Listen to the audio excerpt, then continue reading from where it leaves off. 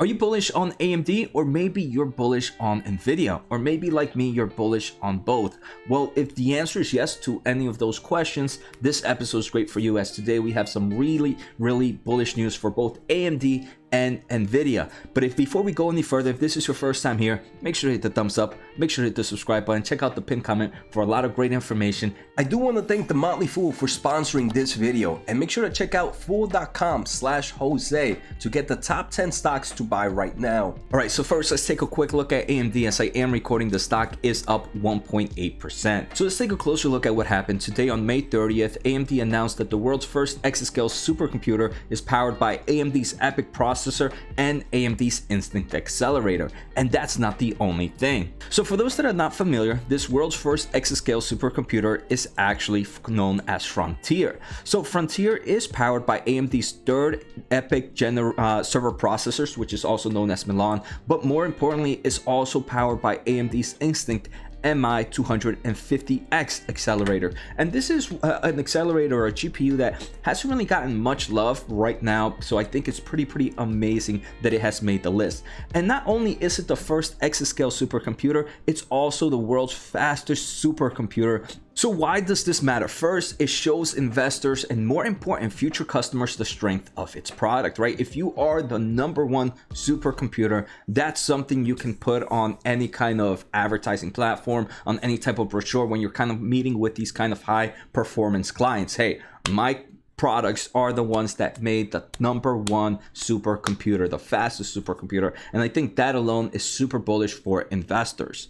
But not only that, in the kind of presentation, they talked about how they're not only on the #1, they're also on the #3 list. And the #3 supercomputer is actually, again, also powered by AMD's EPYC server processors and AMD's Instinct MI200 systems. AMD mentioned that on the top 500 list, AMD powers 94 total systems, an increase of 95% year over year. And the AMD Instinct MI200 accelerators, like I mentioned, these are brand new, made their first entry to the top 500 list with 7 systems. Again, it just continues to prove how strong first their products are, and then also just shows a great kind of sentiment of customers of AMD at the moment, that they are adopting their products at a great pace. For those more curious about AMD and some of the usage, in the press release, I definitely recommend reading it if you want to learn more. They talk about how their ecosystem continues to grow, how their products are being used in things like the cloud, and numerous other kind of high performance computing products. So definitely take a read on that.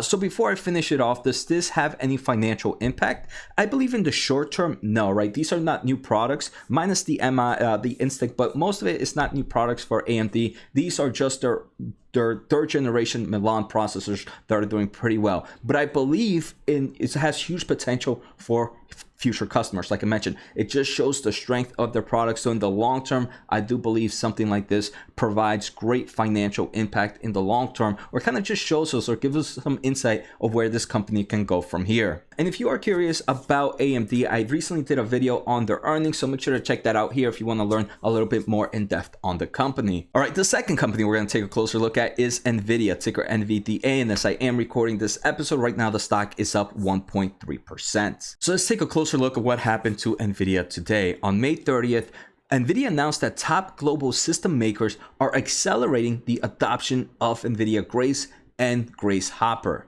So if we take a closer look at their press release, today announced that a range of world's leading computer makers are adopting the new Nvidia Grace super chips. This is both just the Grace CPU and the Grace Superchip, which is the CPU, which could be numerous varieties. So they do mention that leading supercomputing centers in the United States and Europe will be among the first with systems featuring the super chips. And today, Los Alamos National Laboratory announced that Venado is the next generation system and will be the first system in the United States to be powered by Nvidia's Grace CPU technology. So why does this matter? First, very important, Grace is a brand new chip for Nvidia, right? Nvidia has really pretty much just been in the GPU market and other kind of DPUs and other networking, but they've never really been in the CPU market. So it is amazing to see early adoption, because that is important. It shows that their product is already kind of doing some front lines of great results and the big players want to get on it. The other thing is I do believe this will have financial impact, and the reason is this is a new source for Nvidia, right? Like I mentioned, Nvidia hasn't been in the CPU market, so this is just going to expand their kind of solutions that they hit in the data centers. And yesterday or 2 days ago, I did a video on data center growth. I really recommend people checking that out.